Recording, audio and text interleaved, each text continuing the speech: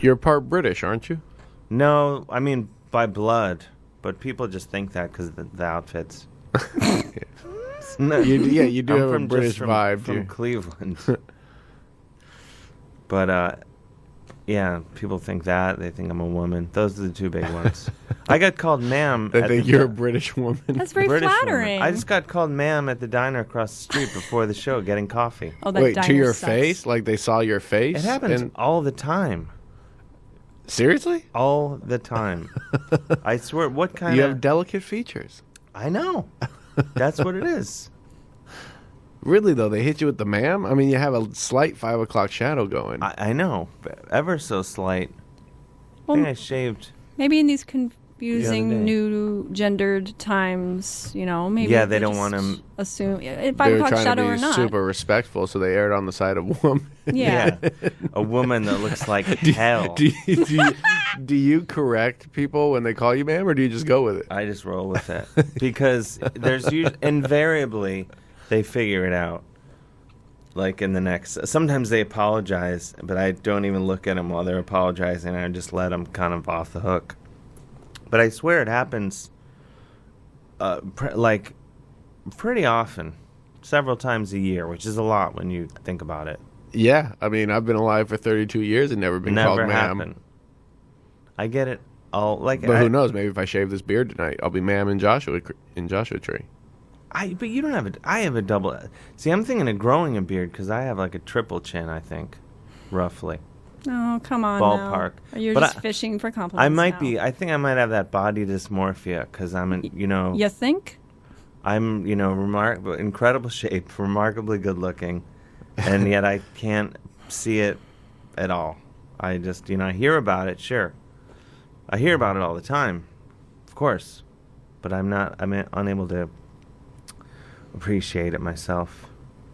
We have a call coming all the way from What are you texting, Noah? Yeah, I'm texting Jeez. Esther. Well, I'll allow it. From Manchester, England, Stephen Radford. Hello. Is he there? Are you there? What time? It's 4 in the morning in England. That's exactly right. What does Yes, the 4 future in the look morning. like? It's a little bit cold, but that's well, that's what the present looks. looks like here. Yeah. Do you ever? Hi, Wait, so you don't know where Johnny Marr lives?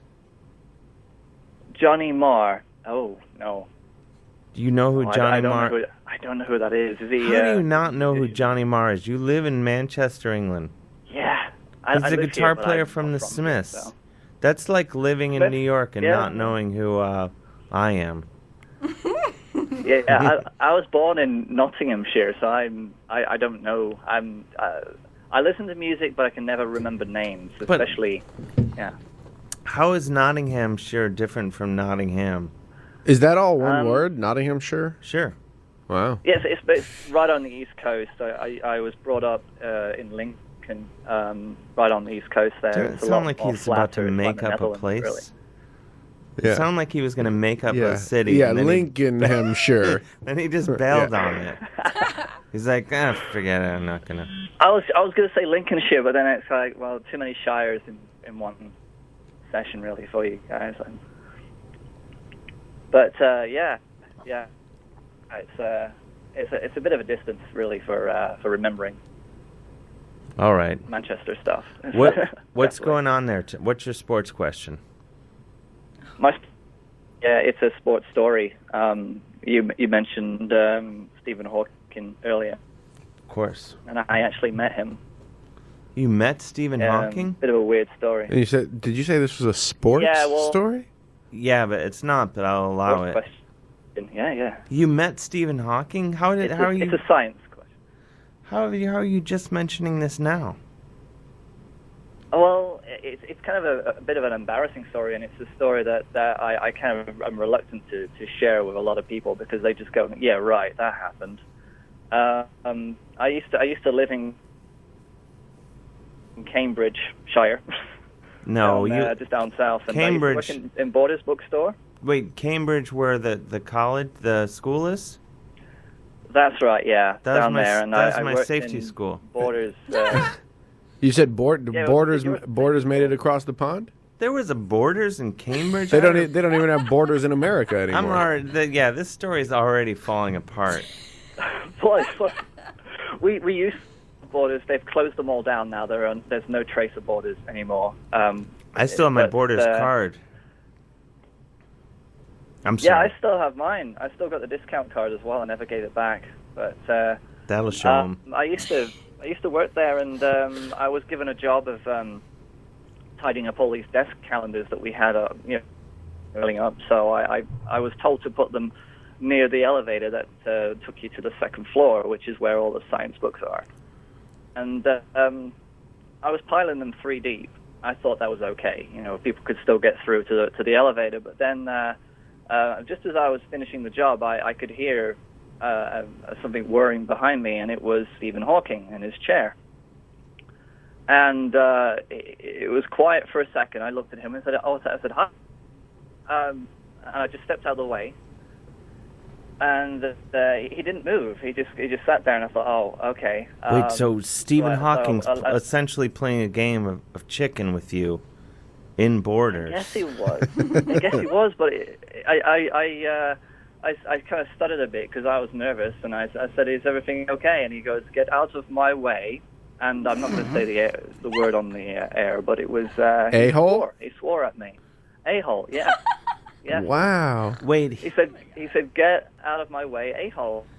And I realized that because I stacked the calendars 3 deep, he couldn't get his chair down to the elevator. So I panicked. I got on the floor and I just started throwing desk calendars down the aisle towards Paper Chase, which is a secondary store. And I was just trying to clear the floor for him so we can get through. I managed to do it, and he just carried on, got into the elevator and closed and that was it. I was apologizing to him, but he didn't say a single thing after that. That wait. was it. So And, wait, Stephen Hawking called you an a-hole, and then you were like, "I'll do whatever you want." I wouldn't have put up with that. Yeah, he's not exactly Yeah, in I a guess position so, of strength. but Yeah. it's Stephen Hawking, and obviously I wasn't too sure what was going on.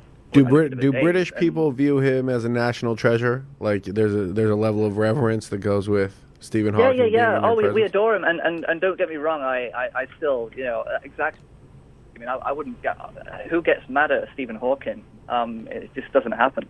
So I just did what I could, and I apologized. Yeah, we do treat him with a certain, regal quality, although actually better than the Regals. But it just felt very strange and surreal, and I could never tell if he was joking. I mean, he could have said "a-hole" as a joke, but Well, you can't really. I don't know. There's not like a sarcasm setting on the. Well, I guess if Aaron calls back, we could ask. Yeah. him. Oh, yeah. We need Aaron to come back to give us a bit of an expert opinion. But Wait, I mean, if he did actually ha ha ha at the end, then I probably would have been okay. But The glaring thing in this story, though, to me, and I believe your story, don't get me wrong, but at some point in your story it suggested that Stephen Hawking came to Borders to see what was in the science section. I refuse to believe that he's doing research he at does Borders. go up there a lot there too. He does a lot of Maybe he was going to see a lot if of research. A Brief History of Time was flying off the shelves. Maybe he's checking on his product.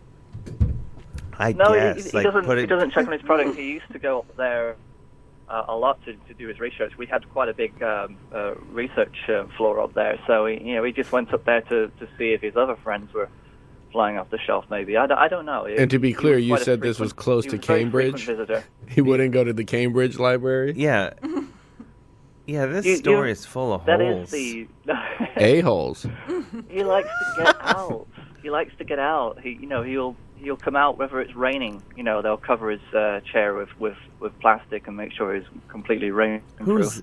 The person who normally comes in with him, she usually goes up to Starbucks, gets a coffee, and lets him just get on with it. He just goes where he wants to go. In the Starbucks inside of Borders.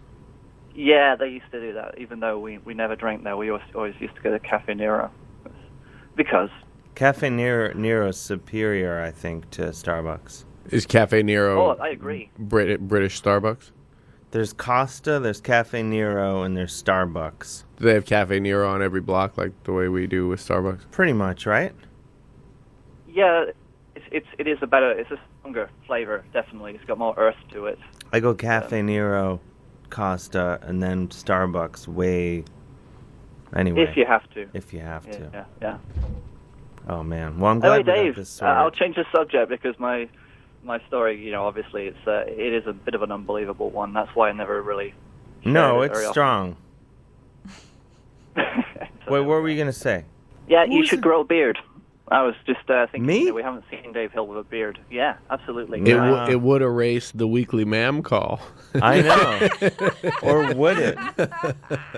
I don't know if it would though. Bearded Because lady? look, I do have facial hair right now, right? No, but no, Not enough to. It's like to what secure yeah. my place in the world of. you have just Men. you have just enough for someone being very respectful of trans rights to feel like ma'am is the right thing to call you despite whatever transition you might be making. All right. And I just want to Maybe I say should. that when you are a woman, even if you look really gross and disheveled, it doesn't matter. Like, it won't stop.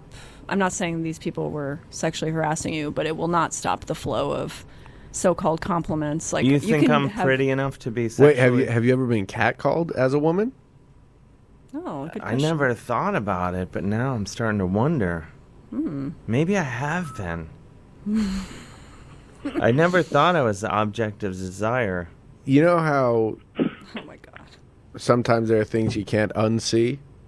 I always Yeah. had you as masculine Dave Hill, and now that you've told me that you've been called ma'am tons of times, I can't stop seeing these delicate features. I know. It's crazy. But, welcome to my world. Wait, where'd he go? He beat me in my own game. He hung up on me. He took the power away. Oh my gosh. Wow. I don't know what happened. I can't hear. We lost him. Sorry, we lost him. I don't know what happened. The pride of Carney. Hey, Dave. How you doing, man? Jimmy, I'm sorry you've been on hold since Don't the worry 80s. about it. I'm not the pride of Carney either. Leonard Weinglass is the pride of Carney. Who's that? Hey, Noah. How you doing? I'm doing He great. was How are you? You're not gonna co-counsel say- to William Kunstler in the Chicago 8 trial, Watch the language, pal. also known as the Chicago 7 trial, when Bobby Seale was taped to the chair and they declared a mistrial on him. But hi, Esther. How are you? I'm great. How are you? Hey, Bridget. Is Bridget still there? Bridget's here. She's in the other Okay. room. Jimmy, So, what's how going? you guys doing? Good. How are you doing? I'm hanging in. I What- was in bankruptcy court filing more papers. On your own behalf? Yeah, it's amazing, man. I used to, go through hundreds, sometimes thousands of documents and litigate cases over weeks and weeks periods. Now I'm working on my own thing, and like 3 hours of filling out bankruptcy forms and with a pen, like, turns me into mush. Like, I've lost my heart. I'm a garbage can. But and that was an interesting story. But are you about, single? Stephen Hawking. Yeah. About I him, met about him Joe calling that guy Pesci an on an a-hole? elevator in Monmouth Park Racetrack once. How was Pesci in real life? Cool. Same as he was when he accepted his Oscar. Extraordinarily gracious. I think he said 5 words when he got his Oscar. He said, "It's a privilege, thank you." So I So- see this guy coming towards me, and he's like, he's not that tall. I'm only 5'6" anyway, too. But I see this guy with a straw hat, and he's waving his head back and forth, and he's going. The guy asks him, the elevator operator goes, "Down?" He goes, "Yeah, down, all the way down." So then I say, I said, even before I saw his face, then I look at his face, and he's next to me, and I go, I was holding a beer. I was tanked up, but I put my hand out and I go, I really admire your work. I didn't even say my name, and he goes, it's a pleasure. Thank you. I appreciate it. That's exactly like his Oscars speech. Yeah. Exactly. Extremely gracious and brief, and he went from being a little bit perturbed to being just totally a stand-up guy. And then the elevator operator didn't like my use, I guess, of the language. I really admire your work. And he goes, what about my work? And I go, you're doing a great job. I go, these guys are doing a great job. Two guys are in suits. They're stockbrokers or lawyers. So here I am. I ended up doing De Niro in Raging Bull, at the end where he's a stand-up comic. Put that in quotes.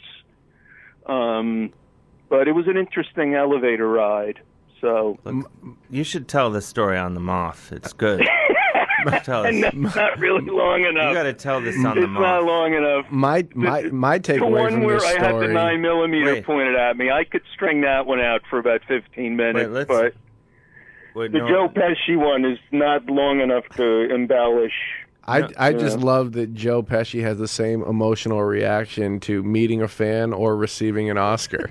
Either way, it's extraordinary. Same unflappable Pesci. Extraordinary. Pretty sure he stole that was speech just totally from Michelle. gracious, and there was a little part of me in the back of my mind was thinking of going, Salvi is a Jew. Salvi, you listening? Doing. How am I funny? And then I said, no. He's not going to like that. Yeah, so I think you made the right decision. You played it perfectly. I just went with the calm admiration, which I had for him, extraordinary admiration for him. Jimmy, I hate he was going to quit the business. Jimmy. He was managing a restaurant in the Bronx. Jimmy, are you going through a tunnel? Jimmy. Yeah? I don't mean to cut you off. No, don't worry I'm about hearing you speak. Yeah. You have that, you have the voice of an angel. Oh, you're too kind. It's a shame to have you call and not have you just favor us with just a taste of something. I hate to rush your story and ask Someone you to just mentioned sing. Billy Bragg on the comments board, and then Danny Hellman requested the Internationale. So as long as you have no political objection, whatever you got. Yeah, I mean, I used to be a dogmatic Marxist when I was in Rutgers, but now I'm just an amorphous leftist. But I still love the Internationale. Dogmatic Marxist to amorphous leftist. I love these terms. Yeah, let me just put a little. Put the phone this out. Is business as usual. It was just alt-right. So come, brothers and sisters, while the struggle carries on. The Internationale unites the world in song. So, comrade. Oh, we lost him. That's a shame. Jimmy, I apologize. I don't know what happened there. We lost you somehow. Scale of 1 to 10, chances Jimmy gets a guest verse on the next Valley Lodge album. Strong. That's actually not a bad idea. He brings a tremendous amount of heat. We need to. We only have a little bit of time, so we need to get to the Maccabeats.